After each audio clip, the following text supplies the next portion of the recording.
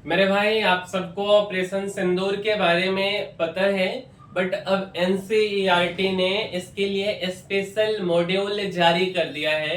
Class 3 से लेकर के क्लास 12th तक के बच्चों को ऑपरेशन सिंदूर के बारे में पढ़ाया जाएगा। क्या पढ़ाया जाएगा हम आपको बताते हैं इस वीडियो के माध्यम से। मेरे भाई, एनसीईआरटी ने ऑपरेशन सिंदूर पर स्पेशल मॉडल जारी किया और 3 से 12 के सप्लीमेंट्री मटेरियल में इसको शामिल किया गया है। लिखा गया है कि पहलगाम हमला पाकिस्तानी सेना नेताओं के आदेश पर हुआ था। ऑपरेशन सिंदूर पर NCERT national council of educational research and training ने 2 स्पेशल मॉड्यूल जारी किए हैं।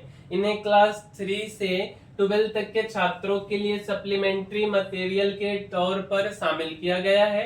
मॉड्यूल में बताया गया है कि पाकिस्तान भले ही पहलगाम आतंकी हमले में किसी भी तरह से शामिल होने से इनकार करता है, लेकिन यह हमला पाकिस्तान सैन्य और राजनीतिक लीडरशिप के सीधे आदेश पर हुआ था। यह मॉड्यूल स्कूली बच्चों के बीच भारत की सैन्य शक्ति के बारे में जागरूकता बढ़ाने के मकसद से बनाए गए हैं। क्लास 3 से 8 के लिए मॉड्यूल का टाइटल ऑपरेशन सिंदूर वीरता की गाथा और 9 से 12 के तक के लिए मॉड्यूल का टाइटल ऑपरेशन सिंदूर सम्मान और बहादुरी का मिशन है।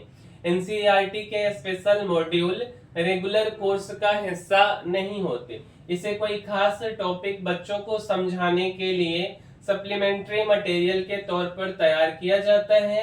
इसे पोस्टर्स, चर्चाओं और वाद विवाद के जरिए बच्चों को पढ़ाया जाता है। मेरे भाई, 22 अप्रैल को पहलगाम में आतंकी हमला हुआ था और 26 टूरिस्ट की हत्या की गई। 10 से ज्यादा लोग इसमें घायल हो गए थे। मरने वालों में करनाल का विनय नरवाल भी शामिल। आतंकियों ने धर्म पूछकर सिर में गोली मारी थी। हमले की जिम्मेदारी लश्कर ए तैयब के विंग द रेजिस्टेंस फ्रंट ने ली हुई थी, जो कि आपको पहले से पता है।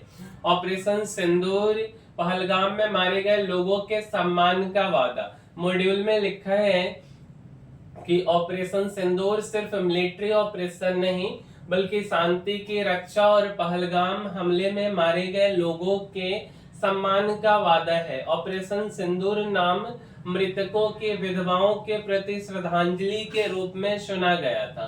एक मॉड्यूल में कहा गया है, भारत ने 7 मई 2025 को पाकिस्तान और पाक अधिकृत जम्मू कश्मीर में 9 आतंकवादी ठिकानों को निशाना बनाकर मिसाइलें और हवाई हमले किए।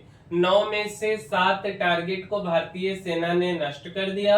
भारतीय वायुसेना ने मुरीदके और बहवालपुर में आतंकवादी ठिकानों को नष्ट किया, जो लश्कर ए तैयब और जैश ए मोहम्मद के सेंटर है। मॉड्यूल में यह भी बताया गया है कि ऑपरेशन सिंदूर जैश ए मोहम्मद, लश्कर ए तैयब, हिजबुल मुजाहिदीन और पाकिस्तानी खुफिया एजेंसी आईएसआई को रोकने का भारत का तरीका भी था। एनसीईआरटी ने सरकार के इस रुख को दोहराया है कि भारत ने यह सुनिश्चित किया कि किसी भी नागरिक को नुकसान न पहुंचे। पहलगाम आतंकी हमले में 26 लोग मारे गए थे। जम्मू कश्मीर के पहलगाम में 22 अप्रैल को हुए आतंकी हमले में 26 लोग मारे गए थे। इसके जवाब में भारत ने 7 मई को पीओके और पाकिस्तान की टेरर साइट्स को टारगेट किया था। इसमें 100 से अधिक आतंकी मारे गए थे। इस कार्रवाई को ऑपरेशन सिंदूर नाम दिया गया था। इसके बाद दोनों देशों के बीच 10 मई तक संघर्ष की स्थिति बन गई थी। अब देखिए, इस फोटो भी है कि 100 प्लस आतंकी मारे, 9 ठिकाने तबाह हुआ और ये महिला हैं जिनके पति को बेसिकली धर्म पूछ करके मार दिया गया। ऐसे 26 लोगों को मारा गया था। 22 अप्रैल 2025 की घटना है। पहलगाम में एक बैसरन घाटी है, वहीं की घटना है। पहलगाम के बैसरन घाटी में आतंकियों ने 26 टूरिस्टों को गोली मारी। पुलवामा के बाद सबसे बड़ा आतंकी हमला हुआ था। बेसिकली जम्मू कश्मीर में यह पड़ता है। ठीक है।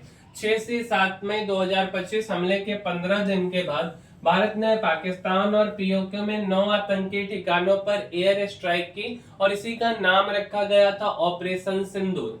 8 मई 2025 को आप देखिए पाकिस्तानों को आतंकवादियों को मिट्टी में मिला दिया गया। भारत ने कहा हमले में 100 से ज्यादा आतंकी ढेर हुए हैं, मतलब मरे हैं।